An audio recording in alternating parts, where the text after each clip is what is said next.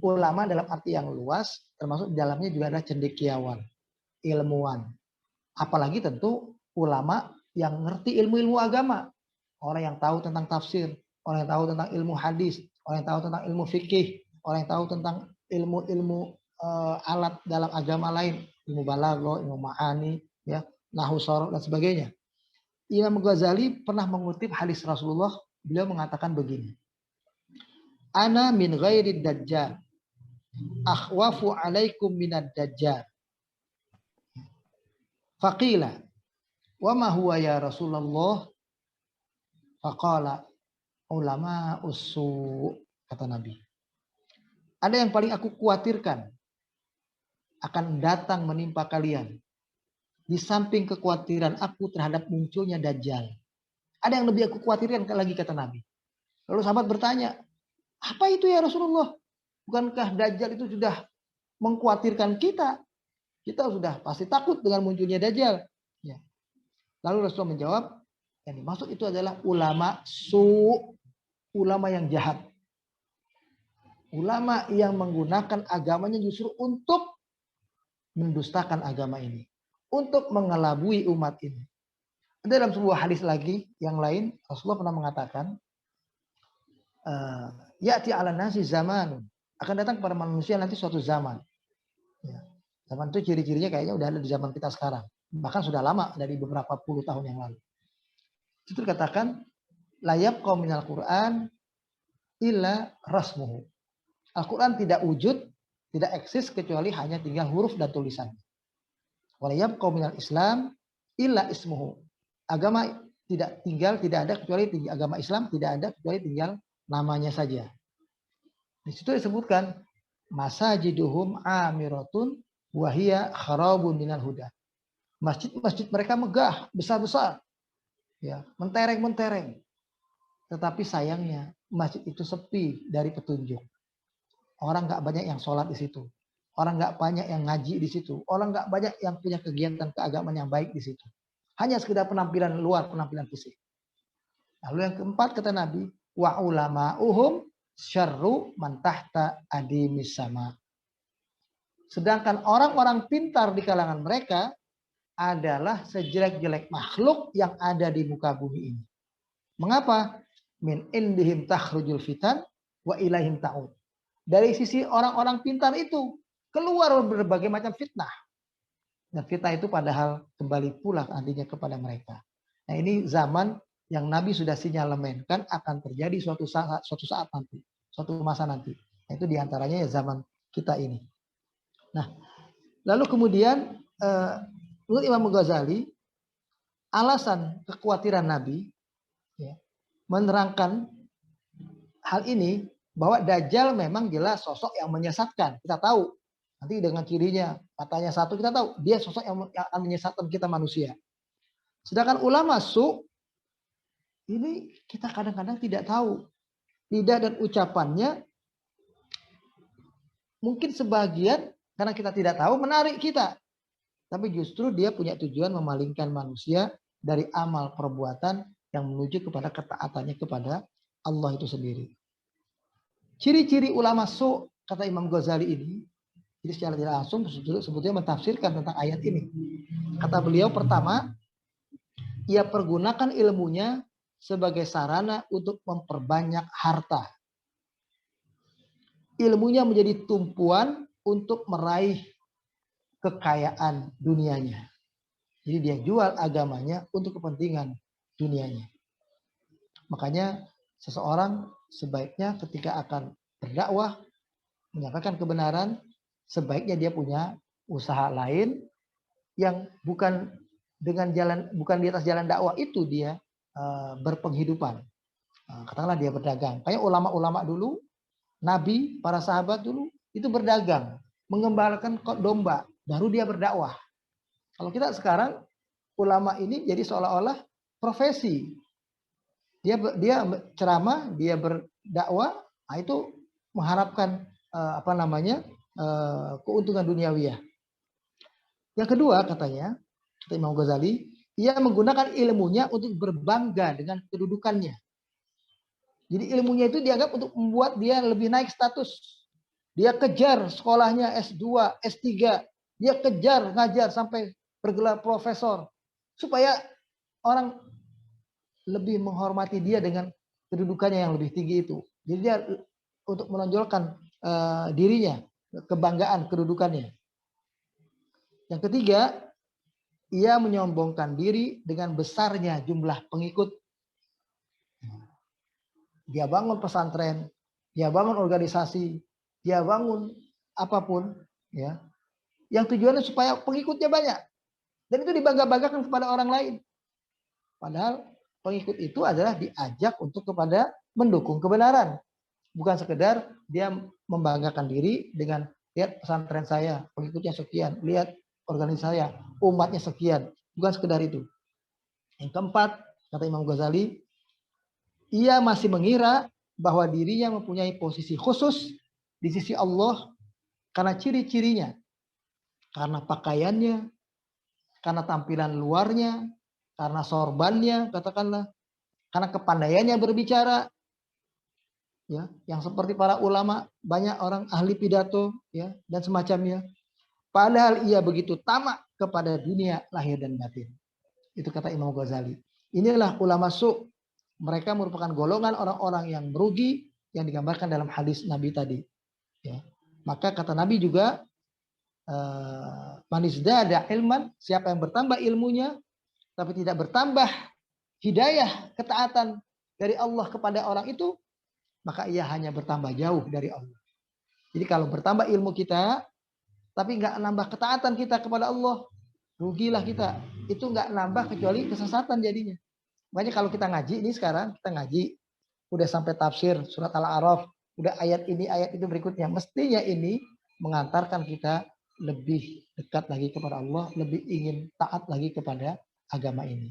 Harapan kita seperti itu. Itulah yang namanya ilmu itu menjadi alat yang mengantarkan kita untuk lebih taat kepada agama ini, lebih membuat kita lebih takwa kepada Allah Subhanahu wa taala. Nanti suatu kesempatan lagi akan saya terangkan juga, saya juga kumpulkan di sini keterangan di dalam Al-Qur'an tentang ciri-ciri Bani Israel. Jadi rupanya ulama-ulama kita yang sekarang ini pun itu karena mengikuti perbuatan di kalangan Bani Israel dulu dalam hal hidup beragama mereka. Yang ternyata agama itu hanya menjadi alat untuk kepentingan dunia mereka semata. Na'udzubillahi min dzalik. Kalimat sa'a masalan al-qaumul ladina kadzabu bi ayatillah. Nah, ini kita coba lihat ya pengertiannya. Ya. Jadi yang dimaksud dengan ayat ini sa'a, amat buruklah perumpamaan orang-orang yang pinter-pinter tadi itu. Kalau ternyatanya, kalau akhirnya kenyataannya dia akan berperilaku seperti seekor anjing tadi itu. Tidak menggunakan ilmunya, tidak menggunakan pemahaman agamanya ini untuk membuat dirinya lebih dekat kepada Allah. Makanya kita jangan mudah tertipu dengan orang yang sekedar mengerti agama. Lihatlah orang itu ya dari bagaimana dia berperilaku, tutur katanya, ibadahnya, bagaimana dia dengan keluarganya, bagaimana dia dengan istrinya. Karena seorang yang beragama yang benar, itu adalah orang yang baik dengan keluarganya. Nah, jadi kita juga harus paham sampai ke situ. Karena banyak, maaf, kita kadang-kadang juga terjebak kepada orang yang kalau kita tahu dia lulusan dari Mesir, misalnya. Lulusan dari sekolah di Arab Saudi, lulusan dari sekolah agama dimanapun, katakanlah begitu, di Irak, di Pakistan, ya seperti sekolah saya dulu misalnya.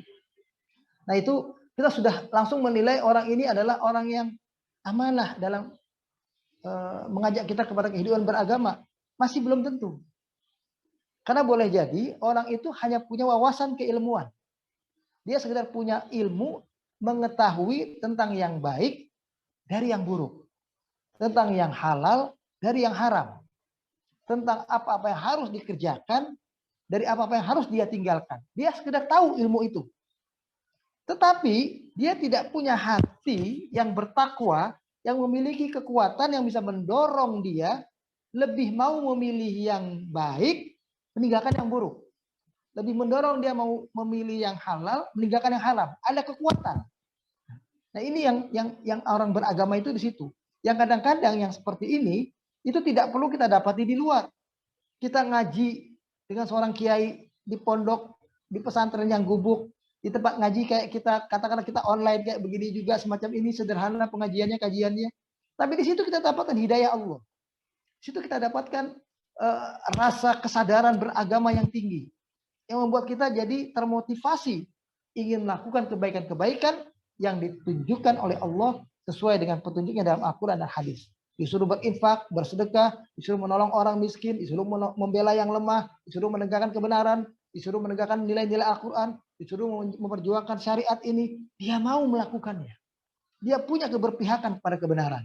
Nah ini yang lebih kita lihat seperti itu. Nah ayat ini mengatakan di 177, kalau ada kaum yang punya pemahaman agama, tapi tidak menjadikan agama itu menjadi dia lebih mudah menegakkan kebenaran itu adalah seburuk-buruk contoh. Seburuk-buruk kaum yang mendustakan ayat-ayat kami. Wa anfusahum kanu yadlimun. Mendustakan ayat-ayat kami. Dan terhadap diri mereka sendiri tanpa mereka sadari, mereka menzalimi diri mereka. Mereka menjerumuskan diri mereka itu sendiri kepada kehinaan. Nanti akhirnya di akhirat mereka punya pertanggungjawaban yang tidak mereka kira-kira.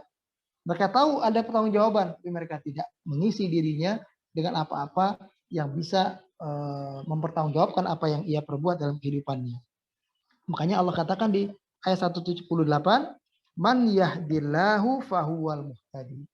Barang siapa yang Allah telah bimbing dia di atas hidayahnya, sudah menjadi seorang muslim, kalau yang model awal ini sekarang, atau sudah menjadi orang seperti seorang sahabat, seperti sahabat Nabi, atau kita ini, karena yang namanya keimanan itu bertingkat-tingkat. Makanya kita tidak boleh menilai seseorang kalau orang itu belum bisa berperilaku seperti yang kita lakukan. Kita boleh bersyukur kepada Allah kalau kita sudah sampai kepada hidayah tertentu. Sampai bisa bangun subuh, sampai bisa bangun sholat tahajud, sampai bisa ngaji 1 juz, sampai bisa bersedekah dengan ringannya. Bersyukurlah kepada Allah sampai tingkatan itu. Tapi jangan memandang rendah, memandang remeh orang yang sholatnya masih di rumah, belum bisa ke masjid, ngajinya masih belum, malah baru ngaji 1 ayat sudah ngantuk, sudah tidur. Orang yang nggak pernah mau ikut kajian, orang yang nggak mau bersedekah berinfak, jangan direndahkan.